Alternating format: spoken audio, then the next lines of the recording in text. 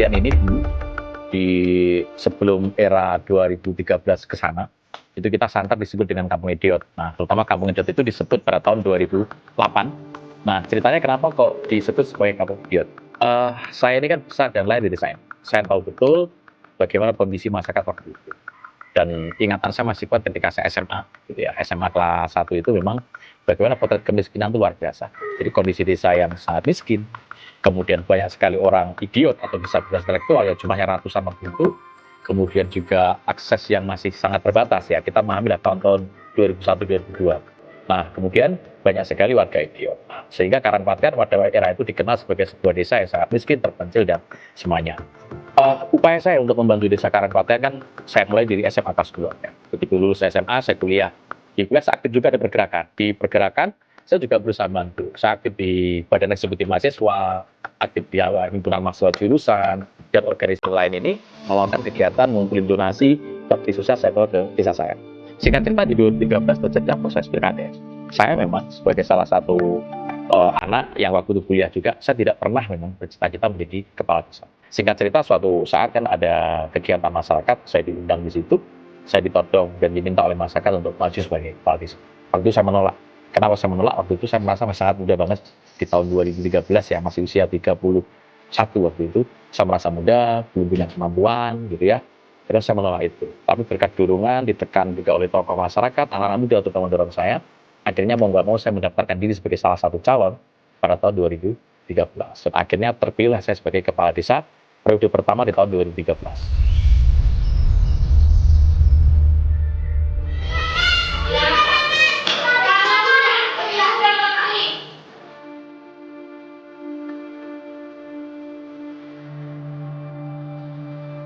Ketika kita bicara pendidikan, Karangpaten punya program namanya beasiswa Karangpaten Smart.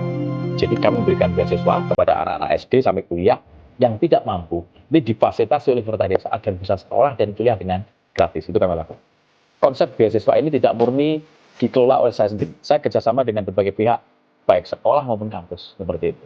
Ada juga yang dianggarkan dari pemerintah desa, macam-macam. Sudah, karena MUI dan Karangpaten, pokoknya yang direkomendasi oleh pemerintah desa Karangpaten gratis di kampusnya. Ya, SMA juga banyak. Ada berapa SMA, SMK ya. Nah, contoh nih, yang paling anggaran desa apa? Contoh nih, kita juga memberikan fasilitas beasiswa kepada anak-anak SD. Setiap anak yang masuk sekolah, itu semua tas, buku, kelengkapan kami belikan.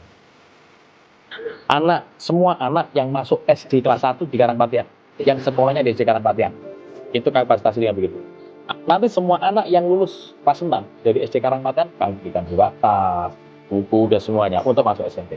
Itu semua dianggarkan dari anggaran APBD Desa Karangpaten. Di bidang kesehatan, kami punya fasilitas, ada lain posyandu, dan sebagainya. Dan ada program unggulan namanya Sari Rasa, santunan rawat inap rakyat desa.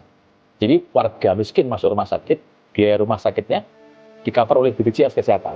Nah, yang nunggu, yang menarik, ini yang nunggu, ini kami support anggaran dari pemerintah desa yang dikelola oleh PKK, itu memberikan santunan sekian ratus ribu gitu ya, pada mereka untuk biaya selama menunggu pasien di rumah sakit.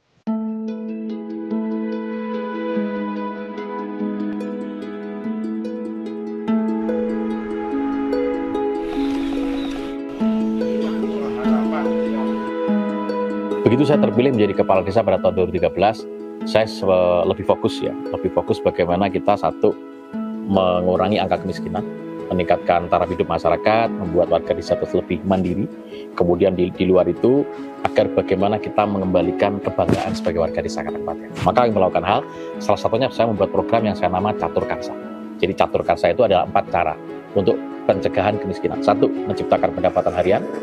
Kedua, menciptakan pendapatan bulanan. Ketiga, menciptakan pendapatan triwulan. Yang keempat, menciptakan pendapatan tahunan. Nah, pendapatan harian dengan berbagai kerajinan, ada keset, kain perca, batik, dan semuanya.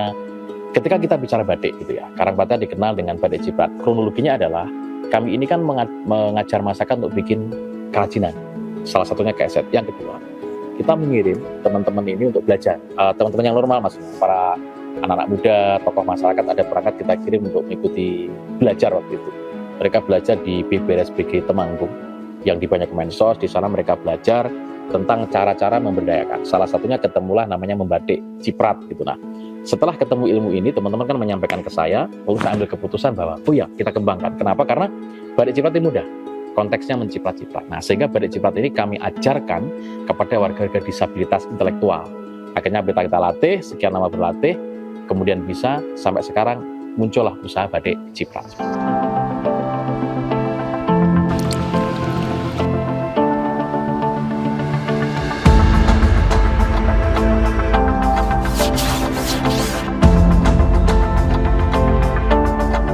Kalau pemasaran itu awal mulanya kita bikin, terus kita foto, kita posting lewat grup WA awalnya. Terus ada teman yang datang, ada pengunjung yang datang, seperti itu banyak yang beli, Mbak.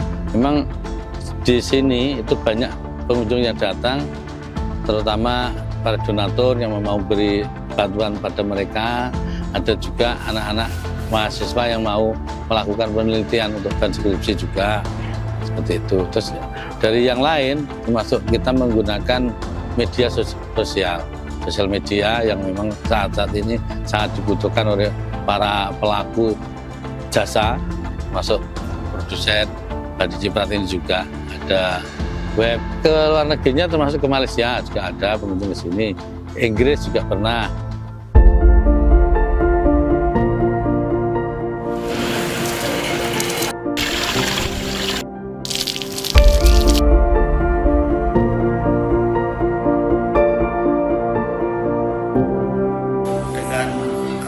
Sentuhan dari Pak Kepala Desa selaku Ketua Tim PKK, maka ada jalinan kerjasama yang luas sampai dengan Kementerian Sosial, dengan Bank Indonesia, dengan yang lain-lain, yang semuanya ini bertujuan untuk bagaimana desa yang awalnya terkonotasi sebagai desa yang tertinggal, desa yang banyak masalah sosialnya, kita ini bisa terangkat gitu ya, menjadi desa yang maju, desa yang luar biasa, dan ini sudah terwujud sekarang ini. Desa Karangpaten sudah luar biasa.